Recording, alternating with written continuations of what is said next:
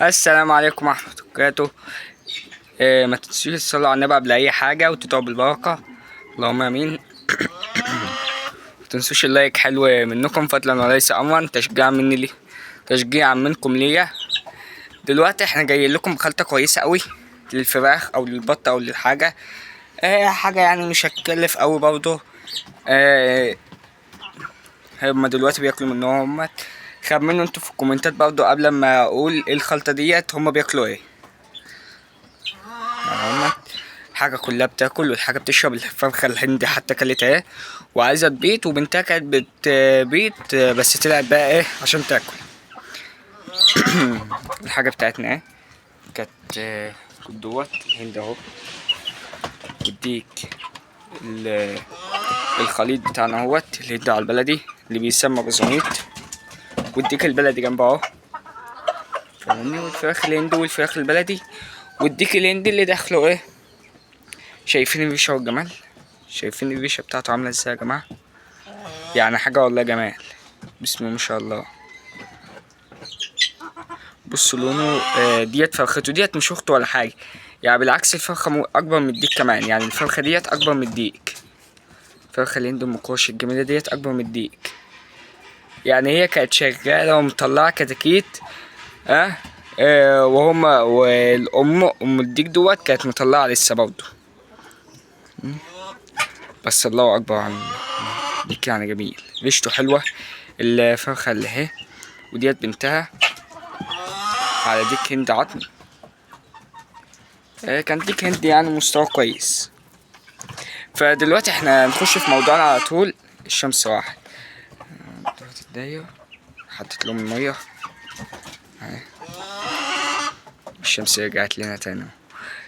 فبإذن الله المنظر مش أحسن حاجة برضه. بإذن الله ننضف كل الحاجة ديت، والفترة اللي جاية بإذن الله يبقى فيه أحسن، وأقدر أقدم لكم فيديوهات أكتر وأحسن. دلوقتي الخلطة عبارة عن ايه؟ سمك. هنجيب سمك مثلا حوالي 2 كيلو 3 كيلو. الأنس الفرخة ده خدت بده 2 كيلو 3 كيلو. هنجيب مثلا سمك، واللهم صل على النبي، عيش. هنسلق السمك ال2 كيلو حسب الكمية اللي عندك. 3 كيلو هات على قد الكمية فاهمني. ان شاء الله لو كيلو نص كيلو عايز تقسمه. هنجيب سمك مثلا ونسلقه ونطلعه بالمية بتاعته. بس بعد ما نسلقه بقى خلاص المية بتبقى سخنة، هو بيبقى سخن، بنسيبه يبرد خالص. بنقوم مطلعينه جايبين جردل شبه دوت اهو. بنقوم حاطين السمك، بعد كده حاطين كمية عيش مناسبة على قد السمك، ونزود شوية مية عاديين، بحس لو السمك برضه فيه شوية سخونة يروح، والمية ديت ايه عشان تعرف تقلب برضه. بتقوم جايب عصاية وبتفضل تقلب كل الكمية في بعضها. يعني الجردل دوت كان مليان 3/4 فاهمني. بنقلب الكمية كلها في بعضها، وبتأكل كل طيورك. يعني انت ممكن تشتري السمك الصغير وخالص دوت سمك كده اهو. كده اهو، مش شرط بقى فاهمني. يعني السمك كده اهو هتشتري مثلا الكيلو ب30 جنيه، ب20 جنيه، وهيوفر معاكم يعني جامد. وهتدخل الخلطة، هتحط العيش على البتاع ديت، هتقلبه بشوية مية، وهتقوم تقوموا للطيور. كويس جدا كويس جدا للبط، مفيد ليهم. فوسفور. يعني انا هقولكم دلوقتي مقدمه لكل الحاجة اللي عندي. الفراخ بتاكل ايه؟ تصلوا على النبي كده في قلبكم. ودوت تديك البازاميت. شايفين بقى الفرق ما بين الهندي، كتكوت الهند دوت باين على وشه، ودوت الفرق ما بين البازاميت. هو طلع حجم دوت الاب، والامهات اهي، الامهات الفراخ البلد دي. تمام. تعالى بقى ناخدكم في جولة ايه تحت كده، ننزل ايه نبص الحاجة اللي تحت. احنا شربنا الحاجة اللي تحت. فراخ يا جماعة، بسم الله. الفراخ بتاعتنا برضو تحت ايه عمالة بتاكل من الخلطة. واديك الحجازي بتاعنا اهو. تمام. حطيت معاه الفرخة الهندي ديت، والفرخة البازاميت ديت. تمام. الخليط وشوية الكتاكيت بتوعنا البازاميت. الكتاكيت بقى الصغيرة انتوا هتسألوني انتوا وديتهم فين؟ نزلتهم تحت علشان كانوا ساعات يقعوا من هنا. والبكاسة برضو كانت عليهم حساسة مش احسن حاجة. يعني المكب دوت او العين بتاع الديك ما كانتش احسن حاجة. وقلت اما سايب بقى البدو مع الحاجة كده احسن، بدل ما هو ما محبوس. قلت اول مثلا لما يشد حلو بقى ويبدأ الاقيه مثلا عايز يكسر، كده كده النتاية ديت هنمشيها، الفرخة ديت هنمشيها خلاص. بإذن الله بكتبها يوم الجمعة تبقى ماشية. إذا ربنا ادانا طولة العمر يا رب. والديك دوت بقى يفضل سايب مثلا مع الأنثى الصغيرة ديت، مع الفرخة الصغيرة، بحيث اللي هو ما يخافش، يبدأ يتجرأ، يبدأ ياخد فهمنا على الفراخ، عشان هو هيب أصلا المكان وخايف من الفراخ. هيبدأ يشد حلو، والخلطة ديت كويسة أوي ليه. هيبدأ يشد حلو بإذن الله. أول لما الاقيه بيبدأ يحاول يدن ويكاكي كده، مثلا هسيبه لمدة أسبوع كمان، وأقوم حابسه بقى في المكب شهر، شهر بإذن الله، أو أسبوعين 3. تمام، بس شهر هيكون كويس. هو دلوقتي عمره 6 شهور. هو البدر مظلوم جدا، يعني البدر المستوى في الطبيعة أجمل من كده، والبدر حجمه كبير. تمام، شايفين هو دول بصوره اهو، دول جميل. فنقوم حابسين مثلا في المكب دوت، ولو يكن انا كنت معلقه له ديت فوق، علشان لو بحط له الخلطه بتاعتي بحطها له علقها له هنا. فنقوم حابسينه بقى في المكب. تمام يا جماعه، انا احبسه في المكب. اللهم صل على، هياخد الشهر مثلا بعد ما بيدن هقوم مطلع بقى بسيب كل الفراخ الهندي مع الحجازي، اللي هيحس اللي هما في الفتره ديت ياخدوا على بعض، ما يضربوش بعض. حتى لما يضربوا بعض في الاول، بعد كده بقى ياخدوا مع بعض. ابدا مثلا لما اجي انزل الديك، او ممكن اطلع له فرختي، اللهم الفرختين الحجازي، عشان الفرختين اللي عندي حاليا بيبيضوا فممكن يوقضوا. ممكن اطلع له الفرختين الحجازي، احبسهم، اسيبهم قصدي، وهو يبقى محبوس، بحيث اللي هو يشوفهم يبقى عايز يطلع لهم يكسرهم. تمام، وابدا امشي معاه بعلاج هالسينيوم. أول بعد ما يدن العلاج دوت مزود الخصوبة وبيحمي الديك. ومثلا فص فلفل اسود واحد كل يوم مثلا، كام يوم كده بمشي معاه بنص فصته، يعني توم نص فص، نص فص توم بيديها في بقه على غير الصبح، بس مش على طول، لان عشان هما مش زينا برضه. مش اي حاجه طب خد توم، لا ديت الحاجه بتبقى ليها علاجات احنا بنديها لهم. التوم دوت بيحمر وش الفرخ، بيحلو لو عنده ديدان، فاهماني، بينضف معدته والخل. تمام، البدر بسم الله ما شاء الله، البدر يديله بصور الارض.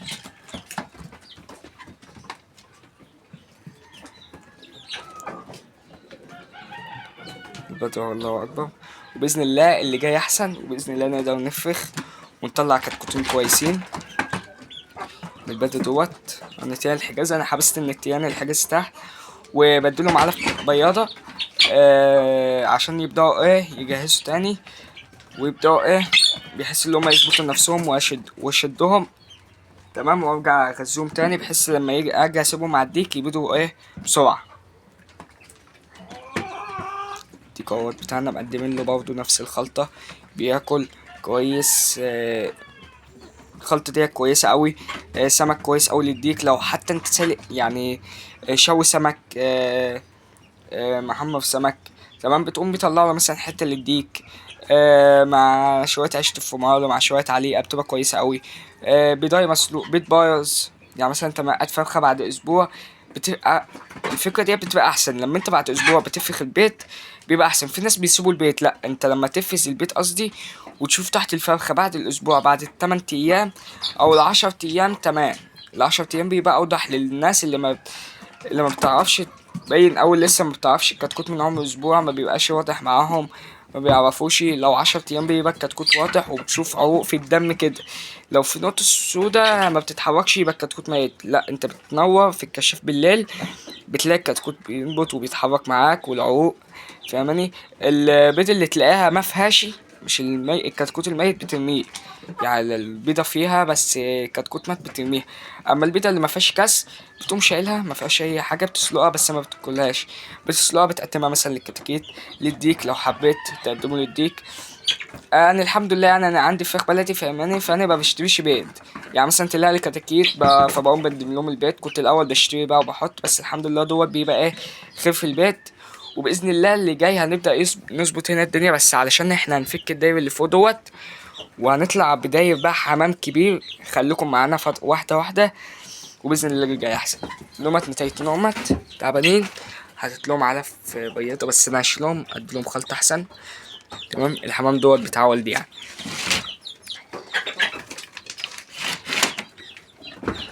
دوت والبط انا نقلته. تمام. الفيديو بتاعنا اهوت. معلش بس انا اسف لو بطول عليكم شويه او بتزهقوا مني من كنت الكلام دوت. ما تنسوش تصلوا على النبي بس اهم حاجه برضه، وتحطوا اللايك فضلا وليس امرا، تشجيع منكم. انا لما بشوف والله اللايكات بفرح. تمام. تشجيع. بتحمس ان انا ابدا انزل لكم فيديوهات على طول، وباذن الله انا بعرض يعني على طول. وببيع فراخ حجازي وببيع فراخ هندي. ديت شغلتي الاصليه، ديت الحاجه اللي انا بفهم فيها اكتر حاجه. اما البلد دوت لزوم بقى البيت والهجين دوت. تمام. هننزل تحت ونرجع لكم. يعني بصوا يا جماعه السطح عامل ازاي. شوفوا بقى الدغير. هو عم حد ديت بيشتغل عم نجار، والسطح متبهدل خالص. فباذن الله نعرف نظبطه، نعرف نرجعه تاني وننضف كل دوت. والاوضه ديت يحلو لما شلنا المتلوته بدأت تبان. وهننضف كل دوت باذن الله، بس احنا مفيش وقت بس الفتره دي. فباذن الله ننضف ونظبط. هو احنا كنا حاطين لهم الخلطه بس هما كلوا يعني كلوا كتير منها. يعني هما الله اكبر فضلوا ياكلوا. هما هنبقى عاملها لهم يعني على طول. والميه هنغيرها. تمام. وتعالى بقى البط اهوت الجميل. يعني بسم الله ما شاء الله البط شد حلو اهو. والحاجه اللي لما بتاكل ومتدفيه وبتشرب انت بتدفيها كويس وبتشربها كويس وبتاكلها كويس. الحاجه بتلاقي يوم الصلاة على النبي دوت طلع ذكر. بس للاسف احنا كنا نسيبه. بس للاسف بقى ايه هيتذبحوا كله باذن الله. عشان البط بيبوظ الصبة بطريقة وبيبهدل الدنيا. متعب تربيته شوية. هو مشكلته اللي هو بيبهدل التانية. تمام. وانا ما بحبوش وانا بتعب اكله وشربه. فاهمني بيتعبني شوية. البطومة هما كذا بطاية بس في بط مستخبي هنا. وصل على النبي. انتوا شايفينه اللي هو اتغير خالص بعد ما كان في الاول كبر خالص اهو. تعالى بقى نطلع على ايه. خلي الحمام بتاعنا اخر حاجة برضه عشان لسه ما اكلناهوش. الدجاجتين الحجاز بتوعنا همت. هنقدم لهم الخلطة. نسيب شوية فوق عشان اديها لهم. ديت يا جماعة صوص برضه. وديت حجاز عشان اللي في بق على طول فرختين الحجاز بتوعنا همت. معلش يعني ديت الحجازي البيور. انا كنت كل العلف اهوت وحطيت لهم المية. وديت النص دوت الفرق اهوت. ديت فرخة نصاص وشايفين في فرق يعني واضح. هي الفرخة ديت كبيرة شوية بس انتوا تحسوا اللي هي عجوزة او لا. هي ممكن دلوقتي سنة و8 شهور سنة و9 شهور. بس هي عشان كانت داخلة في مضاربة مع الفرخة الحمرا اللي فوق اللي مع الديك الحجازي فاتبهدلت. هو الديك الحجازي اللي فوق لسه عيل يعتبر. دوت قص حمام همت بياخدوا بعض. تعالوا بقى نوريلكم احنا حاطين الكتكوت فين. الواحد مش عارف يتحرك اصلا. السطح دوت الاول يا جماعة والله كان حاجة يعني الله اكبر. بس دلوقتي بقى ايه الدنيا اتبهدلت. الكتكوت اهوت كنت حطيت علف. هما فيهم فيومي كلهم فيومي ما عدا كتكوت بلدي. يعني تمام. يعني كلهم فيومي. ودوت ديك فيومي كبير اهو. طلع ديك الرجل اهيت شايفين. والعرف بتاعه احلى كتكوت والله. يعني شكله حلو ابان دوت. والاسود دوت تعبان شويه. والدخان دوت بقى يا جماعه دوت فيومي ولا دوت انا مش عارف برضه بالظبط. اول مره اربي الفيومي فمش متاكد. والناس اللي ربيته قبل كده جاتهم يكتبوا لي في التعليقات دومت فيومي صافي صح ولا لا. تمام. تعالى بقى ناخد ايه جولة عند الحمام. انا حطيت لهم الاكل بتاعهم اهم والميه. هي الاوضه مش احسن حاجه وبرضه ما بيدخلهاش شمس. بس هنمشيها لهم بس دلوقتي كده ايه على ما نبدا نظبط لهم ايه العمل كده ونبدا نظبط السطح. وكل دوت هيتشال. تمام. هيتشال ويتروق عليه ويتظبط باذن الله. نطلع بقى عند الحمام.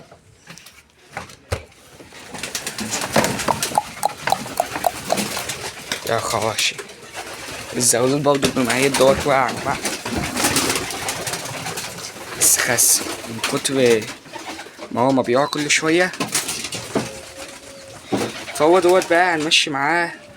يعني هطلع احبسه في المتلوتة وهبدأ اكله يدواني احسن. يدواني احسن عشان كل شوية ما احطه بيقع. صلوا بقى على النبي هنا. انا عارف ان الناس كتير عايش في الحمام دوت الحمام بتاع والدي. يعني مش جوه حمام، بس هو يعني حمام فيه مستويات حلوه كويسه جدا. واللي عايز اي حاجه من الحمام يكلمني برضه، انا تحت امر. تمام. الحمام دوت بنخرج منه. تمام. التؤسس كلها شغاله وبضمان، مفيش حاجه مش شغاله هنا الحمد لله. ها.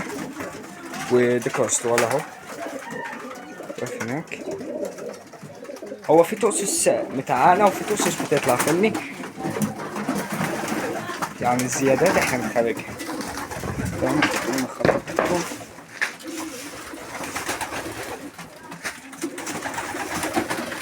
ودول شوية بقى كفتين بنقدمه لهم في المية، بنحط لهم في كذا بيبقى حلو ليه. كويس.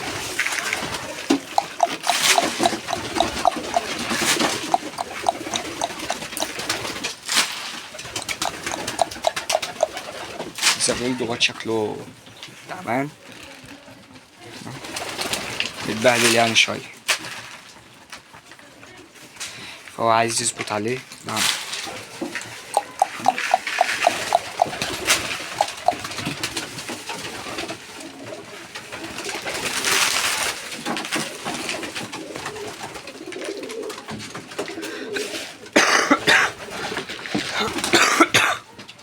تمام. نحط لهم ميتهم. هو في كتاكيت حتى في المية اهو. بس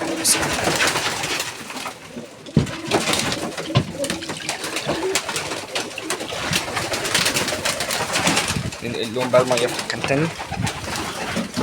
صلى على النبي. نشوف بقى الحمام هنا محصاه ولا مصلى على النبي. هو في هنا انواعات دوت ديكور ملينزي، وفي جرازلات، وفي شعلبازات، حاجات يعني من اللي قلبكم، وفي جمعيات اهو، او كتايبه، وفي جرازلات، وفي لاحم،